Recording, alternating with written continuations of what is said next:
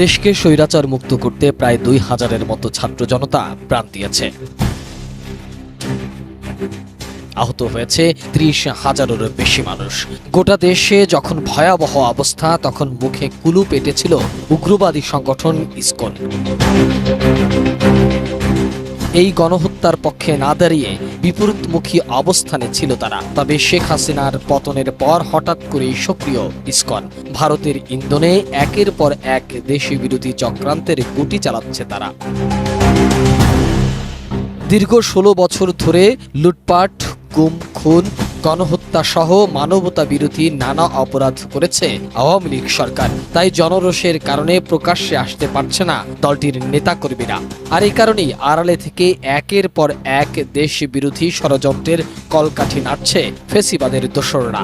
ইতিমধ্যে আনসার লীগ, রিকশা লীগ, বিশ্ববিদ্যালয় লীগ, গার্মেন্টস লীগ, দাবি দেওয়া লীগ, ১৬ বছরের বঞ্চিত লীগ সহ নানা রূপে প্রতি বিপ্লবের চেষ্টা করে ব্যর্থ হয়েছে তারা। করে সাধারণ মানুষের জনজীবন অতিষ্ঠ করে তোলে আওয়ামী লীগ। সবশেষ ২৫ নভেম্বর সারা দেশ থেকে কিস্তি লীগের সদস্যদের এনে শাহবাগে সমাবেশ করতেও ব্যর্থ হয় তারা। গণ অভ্যুত্থানে পরাজয়ের পর প্রথম থেকেই হিন্দুদের নিয়ে গভীর এক ষড়যন্ত্র করতে থাকে আওয়ামী লীগ। অন্তর্বর্তী সরকারকে অস্থিতিশীল করতে সাম্প্রদায়িক দাঙ্গা বাঁধানোর যে কয়টি প্রচেষ্টা করা হয়েছে, তার পিছনে বিতর্কিত ইসকন নেতা চিন্ময় কৃষ্ণ দাস ব্রহ্মচারীর সরাসরি ইন্ধন রয়েছে বলে তথ্য আছে গোয়েন্দা সংস্থাগুলোর কাছে।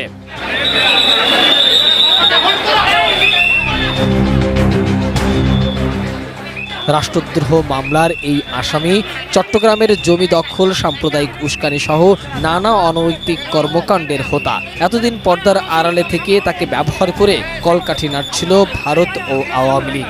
২৫ নভেম্বর রাষ্ট্রদ্রোহ মামলায় তাকে আটক করলে সঙ্গে সঙ্গে প্রতিবাদী বিবৃতি দেয় ফেসিবাদী আওয়ামী লীগ। প্রকাশ্যে এই হঠকারী বিবৃতির মাধ্যমে আওয়ামী লীগের মুসলিম ও দেশবিরোধী ষড়যন্ত্রের মুখোশ উন্মোচন হয়েছে বলে মনে করছেন নেটিজেনরা।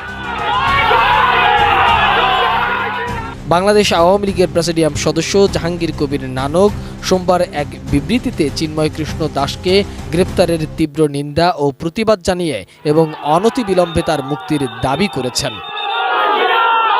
চট্টগ্রামের হাজারী গলিতে সাম্প্রদায়িক দাঙ্গা সৃষ্টির অপচেষ্টার অংশ হিসাবে সহিংসতা, সেনা সদস্য ও পুলিশ বাহিনীর সদস্যদের উপর ভয়ঙ্কর অ্যাসিড হামলার নেপথ্যের ভূমিকার অভিযোগ রয়েছে এই ইসকন নেতার বিরুদ্ধে। এর আগে চট্টগ্রামের নিউ মার্কেট চত্বরে মুক্তমঞ্চে ছাত্র জনতার উড়ানো জাতীয় পতাকার উপর গেরুয়া পতাকা উড়িয়ে অবমাননা করে দেশের স্বাধীনতা, সার্বভৌমত্ব ও জাতীয় অখণ্ডতাকে অস্বীকার করার মতো অপরাধ করেছে বলে অভিযোগ রয়েছে ইসকনের এই নেতার বিরুদ্ধে। এদিকে সনাতনী জাগরণ জোটের মুখপাত্র ও পুণ্ডরিক ধামের অধ্যক্ষ চিন্ময় কৃষ্ণ দাসকে আটকের বিষয়ে ভারতের হস্তক্ষেপ চেয়ে চিঠি দিয়েছে ইসকন। গতকাল তাদের অফিসিয়াল এক্স হ্যান্ডেলে টুইট করে জানিয়েছেন, সন্ত্রাসবাদের সাথে ইসকনের যুক্ত থাকার অভিযোগ ভিত্তিহীন এবং অত্যন্ত আপত্তিজনক। এরপরই চিন্ময় কৃষ্ণ দাসকে গ্রেপ্তার ও জামিন বাতিলের ঘটনায় উদ্বেগ প্রকাশ করেছে ভারত সরকার। মঙ্গলবার দেশটির পররাষ্ট্র মন্ত্রণালয়ের এক বিবৃতিতে এই উদ্বেগ জানানো হয়েছে। বাংলাদেশের সার্বভৌমত্ব, স্বাধীনতার উপর কোনো প্রকার হস্তক্ষেপ, কোনো প্রকার আঘাত আসে এবং রাষ্ট্রের প্রতি অবমাননা হয়, রাষ্ট্রদ্রোহের মতো ঘটনা ঘটলে সেক্ষেত্রে সরকার অবশ্যই কঠোর ব্যবস্থা নেবে এবং সেক্ষেত্রে একটা গ্রেফতারের ঘটনাকে কেন্দ্র করে এখন অস্থিতিশীল পরিস্থিতি তৈরির চেষ্টা করা হচ্ছে। আমরা স্পষ্টভাবে বলতে চাই, কেউ যদি অন্যদিকে রাষ্ট্রদ্রোহের মতো ঘটনায় যুক্ত থাকলে কোনো প্রকার ছাড় দেওয়া হবে না বলে জানিয়েছেন অন্তর্বর্তীকালীন সরকারের স্থানীয় সরকার যুব ও ক্রীড়া উপদেষ্টা আসিফ মাহমুদ সজীব ভুইয়া।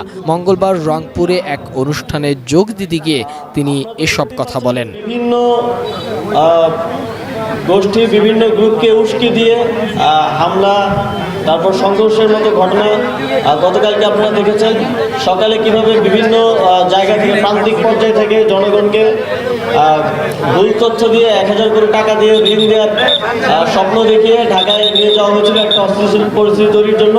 কিন্তু আমাদের আইনশৃঙ্খলা বাহিনী এবং সর্বোপরি ছাত্রদের অংশগ্রহণের মাধ্যমে সেই পরিকল্পনাকে নস্যাৎ করা হয়েছে এবং এই ধরনের আর কোনো ষড়যন্ত্র কিংবা পরিকল্পনা করা হলে সে বিষয়ে যথাযথ ব্যবস্থা নেওয়া হবে।